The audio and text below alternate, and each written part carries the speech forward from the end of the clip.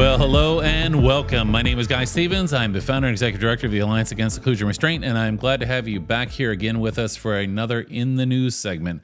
So in the News segments, we look at some of the latest stories in the news related to restraint, seclusion, suspension, expulsion, corporal punishment, related to the treatment of children, often children with disabilities, black and brown children, kids with a trauma history, in schools and in other facilities. And today we have an In the News story, and this one is coming to us out of Pennsylvania. So let me go ahead and get the story started here, and we'll talk a little bit about it as we go.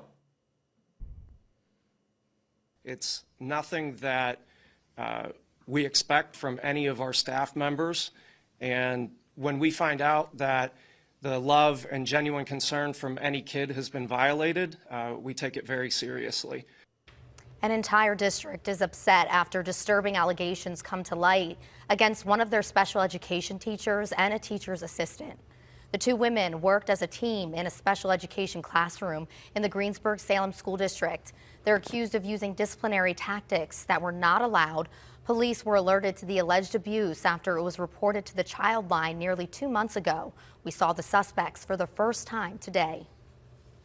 Two employees in the Greensburg Salem School District walk out of magistrate court after surrendering to multiple charges, including endangering the welfare of children. Special education teacher Brooke Stanko and her classroom assistant, Terry Kepchia, are accused of using unauthorized disciplinary methods on 3 students at Nicely Elementary. We have adults in a classroom that should have done better. So we're going to get into the details here in the story and kind of what was done. And unfortunately, I guess the one point to make as we're continuing to listen to the story is that these kinds of things aren't happening in every school every day, but they do happen far more often than I think should and far more often than gets reported. There are many things like this that happen that never get reported, that never make the light of day. There are many outdated practices and harmful practices that are still being done in classrooms across the country that are leading to a lot of harm. And it really makes you wonder how this happens. How do people do the things that they do to kids in the classroom? And of course, we know that includes things like, the use of seclusion.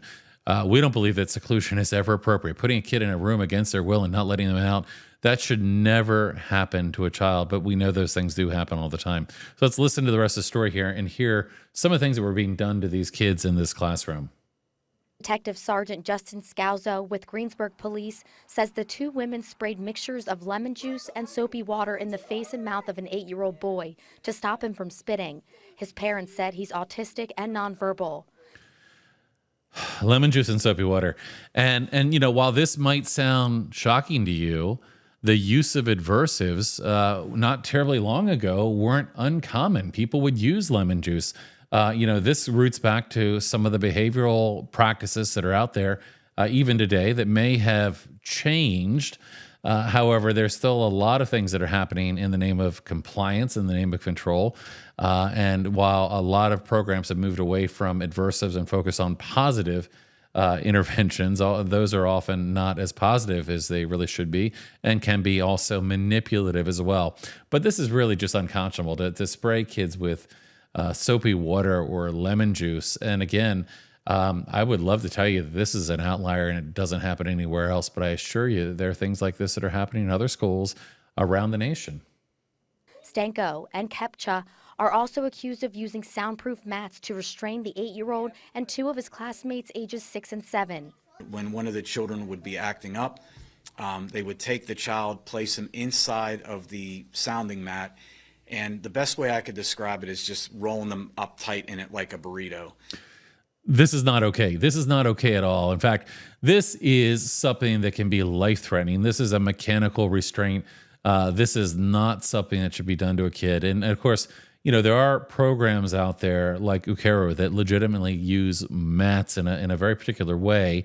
And they're not used in a way that is, to roll a kid up or push a kid against the wall, but are really used to provide some sense of safety to the adults so that they don't have to restrain and seclude. But what we're talking about here is really using these gym mats to restrain or to hold a kid. And this really is very dangerous and extremely traumatizing. This should never be happening. Of course, this is not a legal or an approved restraint technique. And of course, I can't imagine what these children might have done that would have even required any form of restraint. Again, if we look at what the federal guidance says, kids should not be restrained unless it's a potentially life-threatening situation.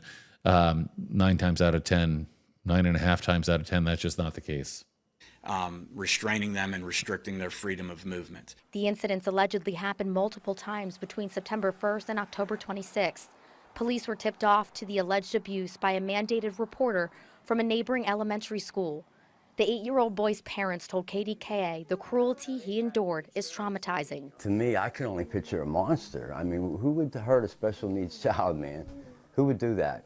It hit me really hard when they said they wrapped him up in the thing up to here. That's when I took it bad. I actually cried. I ain't cried in years. We just pray for justice and for Gio to get back to his normal, back in school. This is unconscionable. And this is not just something that somebody experiences and gets over and moves on with their life. I mean, this is traumatizing, and trauma is something that can stay with us for the rest of our lives. So, and this poor child, I mean, one of the things we've got to keep in mind is when somebody goes through something like this, it is significantly traumatic. To expect a individual to return back to their trauma site, to go back to where these things happen to them, is really a tremendous ask of anyone, and quite frankly, probably not an appropriate ask. Our hearts and thoughts are certainly with the family and the child that were impacted here. This is just something that should never, ever have occurred. Back on track. Right, Gio? Okay. All right. Greensburg Salem Superintendent Kenneth Bissell says it's extremely disheartening, and they're working hard with parents to make sure children feel safe in their classrooms. No child can learn if they don't feel a sense of security. So trust is very important, and making sure that people are doing the right things is extremely important. Yeah, I couldn't agree more with that. And of course, safety is about felt safety. Do kids feel seen and heard and valued? Very often people focus on physical safety. In fact, do harmful things to children in the name of safety, and that's where a lot of our restraint and seclusion comes from. When in fact, these interventions, if ever appropriate, are really only appropriate in potentially life-threatening situations. They're often used to justify, doing things in the name of safety, which can, in fact, be quite harmful.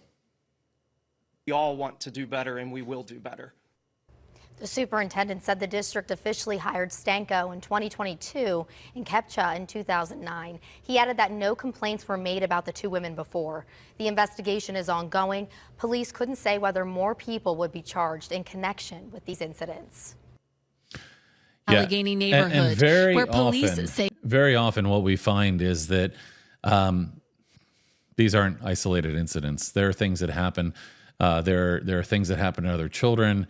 We often don't find out about these things until somebody sees something, somebody reports something, and why it's really important that if you are in a position where you are or should be a mandated reporter, that if you see things happening that shouldn't be happening, that you speak up, and that we don't let these things continue to happen. Because you look at the career of someone that's been doing these kinds of things, and there can be a whole wake of children that have been traumatized from this. So really important. I agree very much with the superintendent that if we can do better, we have an obligation to do better. That's certainly what we believe here at the Alliance.